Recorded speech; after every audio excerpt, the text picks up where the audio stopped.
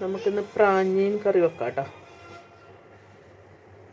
സവാള, പച്ചമുളക്, വെളുത്തുള്ളി, ഇഞ്ചി, വേപ്പില. പച്ചമുളക് ഇത്തിരി അധികം കൊടുക്കും കേട്ടോ. ഇപ്പോൾ ഒരു 2 എണ്ണം വേണ്ട അടുത്തൊരു 4-5 ഞാൻ ഇട്ടിട്ടുണ്ട്. ടേസ്റ്റ് അതാണ്.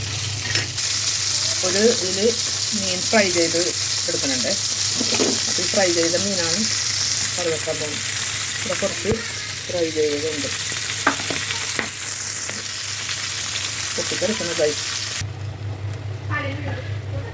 അപ്പോൾ ഇത് വഴന്നിട്ടുണ്ട് കേട്ടോ.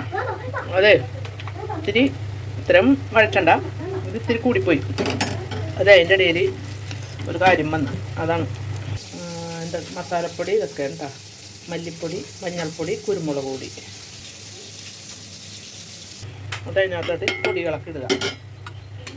പൊടികളൊക്കെ ഇട്ട് നന്നായി പച്ചമണം പോണ വരെ മൂപ്പിക്കണം. ഇത്തിരി കൂടി വെളിച്ചെണ്ണ ഇട്ട് കൊടുക്കണേ. നല്ല ശുദ്ധമായ ആട്ടിയ വെളിച്ചെണ്ണയാണ്.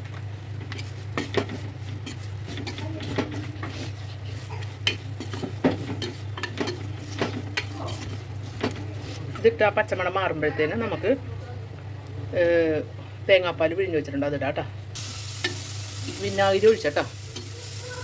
അത് നമ്മുടെ പുളി ആവശ്യമായിട്ടുള്ള വിനാഗിരി. കട്ടിയുള്ള തേങ്ങാപ്പാൽ ഒഴിക്കണേ കേട്ടോ.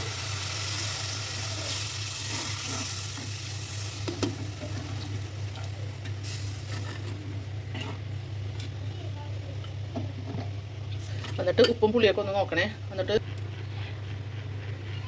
ഇതൊന്ന് ഇതായി കഴിയുമ്പോൾ മീൻ ഇടണേ കേട്ടോ, വറുത്ത് വെച്ച മീൻ.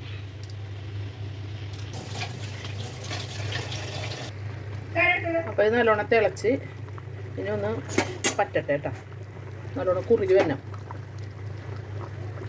കുറുകി വന്ന് നല്ല എണ്ണയൊക്കെ തെളിഞ്ഞിരിക്കണം. ഇതേ കഴിഞ്ഞ വീഡിയോയിൽ ഞാൻ മീൻ ഇതേപോലെ കറി വെച്ചപ്പോൾ കറി വെക്കണത് കാണിച്ചില്ല. വേറെ ഒന്നുമല്ല, നിങ്ങൾക്ക് എല്ലാവർക്കും ബോറടിക്കണ്ടല്ലോ എന്ന് ഓർത്താണ് വെറുതെ കാണിക്കാഞ്ഞത്. അപ്പോൾ അത് കുറച്ച് പേര് എന്നെ വിളിച്ച് ചോദിച്ചെന്താണ് അത് കാണിക്കാഞ്ഞത്. അപ്പോൾ അതുകൊണ്ടാണ് ഇത് ഞാൻ ഇട്ടത്. അപ്പോൾ കറി റെഡി ആയിട്ടുണ്ട് കേട്ടോ. ഒന്നും കൂടി വെള്ളം പറ്റിക്കഴിഞ്ഞാൽ നല്ലതാണ്. ഞാൻ നല്ലോണം പറ്റിച്ചെടുക്കും. നല്ല ക്രീമി പരുവത്തിലെടുക്കണം. നല്ല ക്രീമായിട്ടിരിക്കും അതിൻ്റെ ഗ്രേവിയൊക്കെ. അതാണ് ടേസ്റ്റ്. ഈ കൊച്ചുങ്ങൾക്കൊക്കെ ഭയങ്കര ഇഷ്ടപ്പെടും ഈ കറി ചോറ് കൂട്ടി കൊടുക്കുമ്പോൾ. നേരിയ എരിവും തേങ്ങാപ്പാലിൻ്റെ ടേസ്റ്റൊക്കെ ആകുമ്പോഴേ തേങ്ങാപ്പാൽ നല്ലോണം വേണം കേട്ടോ. എന്നാണ് ഇതിൻ്റെ കറിയുടെ ഹൈലൈറ്റ്. Okay, thank you.